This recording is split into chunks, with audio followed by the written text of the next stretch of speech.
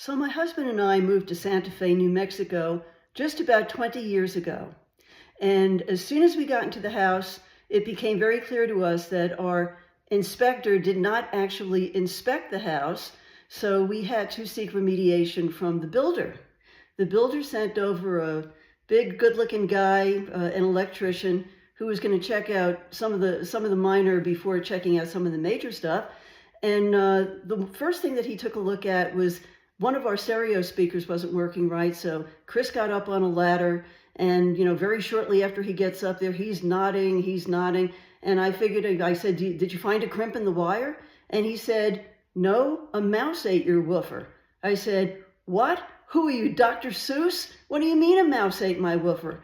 He said, all the houses out here in the desert are riddled with rodents. Would you like me to put a bull snake in your wall? I said, a bull snake? No, I want you to give me a one-way ticket the hell out of here. What happens if you put a bull snake in the wall and it runs out of food? He said, don't worry about it. He won't. Oh, man. So then we were sitting at the counter for a little while before his next job, and I gave him a cup of tea, and he told me where he was from.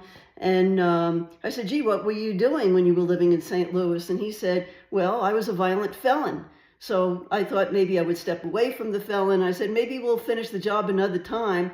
Let's maybe go outside and see what's happening there. I was ready to run to the next state. And he started nodding again, which made me very nervous because I figured out when he nods, it's not a good thing. And he said, you got goat heads. And I said, listen, I know I'm not as young as I used to be, but surely I don't have a goat head yet. And he said, no, goat heads are a toxic weed. It's from, disturbed earth.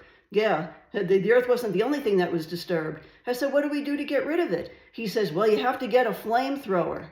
And I went, oh, good God. Well, so we agreed that he would come back at some point. And, after all, he told me that he did find Jesus when he was in prison. I'm not sure that Jesus wasn't his cellmate, but we got along fine, which was great because he practically had to move in for a while. And so this is Mindy Littman Holland reporting from Santa Fe, still alive.